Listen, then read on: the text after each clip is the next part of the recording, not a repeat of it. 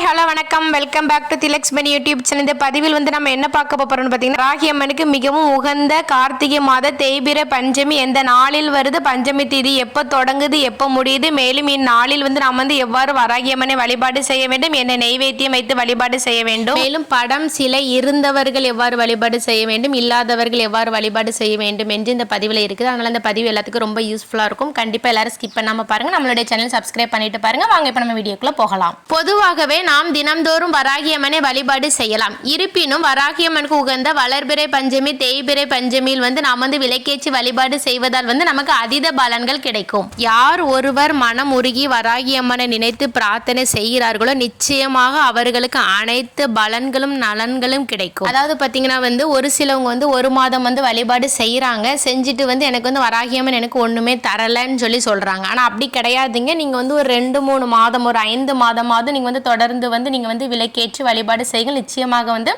உங்களுடைய வேண்டுதல்கள் பிரார்த்தனைகள் அனைத்தும் நிறைவேறும். தேய்பிறை பஞ்சமியில் பொதுவாக எதற்காக வேண்டுதல் வைப்பாங்கன்னு சொல்லி பார்த்தீங்கன்னா கடன் பிரச்சனை தீர்வதற்கு, தொழிலில் போட்டி இருக்கிறவங்க பண்ணுவாங்க. அதுக்கப்புறம் தீராத கடன் தீர இந்த 3 விஷயத்திற்காக நாம் தேய்பிறை பஞ்சமி அன்று வராகி அம்மனுக்கு வழிபாடு செய்வதால் நமக்கு நிச்சயம் பலன் கிடைக்கும். பக்கத்து வீட்டில் எதிரி இருந்தால் அவங்க வீடு மாதிரி போகலாம். அப்படி இல்லைன்னா ஏதாவது ஒரு மாற்றம் கிடைக்கும். தொழிலில் போட்டி இருந்தால் நிச்சயம் அகலம், தீராத கடன் இருந்தால் நிச்சயம் தீரும். நீங்கள் தொடர்ந்து ஒரு 5 தேய்பிறை பஞ்சமியிலாவது தேங்காய் தீபம் ஏற்றி வழிபாடு செய்யுங்கள் வராகி அம்மனை. நிச்சயமாக உங்களுடைய பிரார்த்தனை நிறைவேறும். நீங்கள் செய்கிற பிரார்த்தனை உண்மையாக இருந்தால் நிச்சயமாக வராகி அம்மன் அதை நிறைவேற்றி தந்தே தீர்வார்கள். சரி, அப்பேற்பட்ட சக்தி வாய்ந்த தேய்பிறை பஞ்சமி இந்த கார்த்திகை மாதத்தில் எப்போ வருதுன்னு சொல்லி பார்த்துடலாமா? டிசம்பர் 9ஆம் தேதி கார்த்திகை 23 செவ்வாய்க்கிழமை அன்று வருகிறது. செவ்வாய்க்கிழமை அன்று தேய்பிறை பஞ்சமி வருவதால் ரொம்பவே சக்தி வாய்ந்ததாக அமைகிறது. பஞ்சமி திதி எப்போ தொடங்குதுன்னு பார்த்தீங்கன்னா டிசம்பர் 8, அதாவது திங்கட்கிழமை இரவு 9:50 ஸ்டார்ட் ஆகி செவ்வாய்க்கிழமை இரவு 8:42 வரைக்கும் இருக்கு. நம்ம பொதுவாகவே வராகி அம்மன் மாலை பொழுதில் தான் நாம் வழிபாடு செய்வோம். அதனால மாலை 6 மணிலேருந்து 8 மணிக்குள்ள நீங்கள் வழிபாடு செய்து முடித்து விடுங்கள். ஏன்னா பஞ்சமி திதி செவ்வாய்க்கிழமை 8:42 வரைக்கும் தான் இருக்கிறது. நீங்கள் வராகி அம்மன் எந்த ஒரு வேண்டுதல் வைத்தாலும் வராகி அம்மனை நீங்கள் ஒரு அம்மா போல பாவித்து, அம்மா எனக்கு இந்த பிரச்சனை இருக்குமா, எனக்கு தீர்த்து தாமான்னு சொன்னா நான் கண்டிப்பாக வராகி அம்மன் உங்களை ஒரு பிள்ளை போல தாங்கி உங்களுடைய பிரச்சனைகள் எல்லாமே தீர்த்து தருவாள். எந்த ஒரு வேண்டுதல்களாக இருந்தாலும் வராகி அம்மா நமக்கு இது நிறைவேற்றி தந்துட்டாங்க என்கிற எண்ணத்தில் நீங்கள் வராகி அம்மனை வழிபாடு செய்யுங்கள். நிச்சயமாக உங்களுடைய பிரார்த்தனைகள் அனைத்தும் வெற்றி கிடைக்கும். சரி, நம்ம இப்போ கார்த்திகை மாத தேய்பிறை பஞ்சமியில் வராகி அம்மனுக்கு எவ்வாறு விளக்கேற்றி வழிபாடு செய்யணும்னு சொல்லி பார்த்துடலாமா? ஒரு பித்தாளை தட்டு எடுத்துக்கோங்க, இல்லைன்னா ஏதாவது ஒரு தட்டு எடுத்துக்கோங்க. அது மேலே 5 வெத்தலை வைங்க. 5 வெத்தலை வச்சு அதுக்கு மேலே ஒரு சின்ன அகல் விளக்கு வைங்கள்.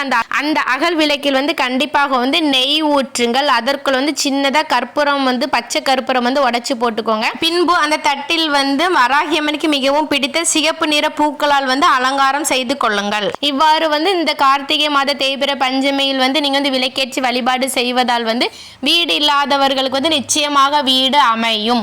அதனால் முடிஞ்சவங்க கண்டிப்பாக இந்த மாதிரி விளக்கேற்றி வழிபாடு செய்யுங்கள்.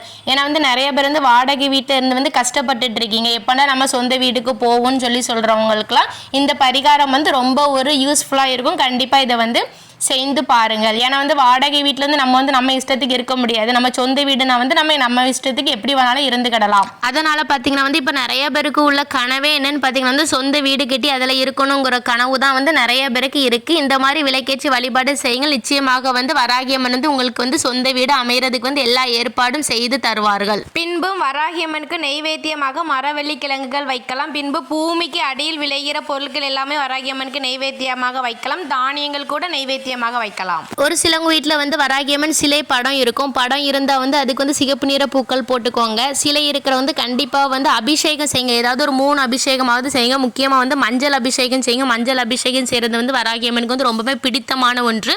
அதனால் கண்டிப்பாக வந்து மஞ்சள் அபிஷேகம் செய்யுங்கள். பின்பு தயிர் அபிஷேகம், பால் அபிஷேகம், குங்குமம் அபிஷேகம், ஏதாவது ஒரு 3 அபிஷேகம் செய்யுங்கள். கண்டிப்பாக வந்து மஞ்சள் அபிஷேகம் செய்யுங்கள். இப்போ எங்கள் வீட்டில் வந்து சிலை இல்லை, படம் இல்லைன்னு சொல்கிறவங்க பூஜை அறையில் வந்து நான் சொன்ன மாதிரி வந்து வெற்றிலை தீபம் ஏற்றி வைத்துட்டு வந்து அந்த தீப ஒளியில் வந்து வராகியம்மன் வந்து அதில் இருக்கிறாங்கங்கிற எண்ணத்தில் வந்து நீங்கள் வந்து வராகியம்மனை வழிபாடு செய்யுங்கள். நான் சொன்ன மாதிரி வெற்றிலை தீபம் ஏற்றிட்டு வந்து அந்த தீப ஒளியில் வந்து வராகியம்மன் இருக்கிற மாதிரி நீங்கள் வந்து நினச்சிட்டு வந்து நீங்கள் வந்து வராகியம்மனை நினைத்து வழிபாடு செய்யுங்கள். உங்களுடைய வேண்டுதல் வந்து உண்மையாக இருந்தால் வந்து நிச்சயமாக உங்களுடைய வேண்டுதல்களை நிறைவேற்றி தருவாள் நம்மளுடைய வராகியம்மன். ஓகே ஃப்ரெண்ட்ஸ், இப்படி தான் தேய்பிறை பஞ்சமியில் வராகியம்மனை வழிபாடு செய்ய வேண்டும். உங்களுக்கும் உங்கள் குடும்பத்தில் உள்ள அனைவருக்கும் வராகியம்மனின் அருள் பரிபூரணமாக கிடைக்கட்டும். தேங்க்யூ ஃபார் யுவர் வாட்சிங். இனி அடுத்து இதே மாதிரி ஒரு நல்ல பதிவில் சந்திக்கலாம். நன்றி, வணக்கம்.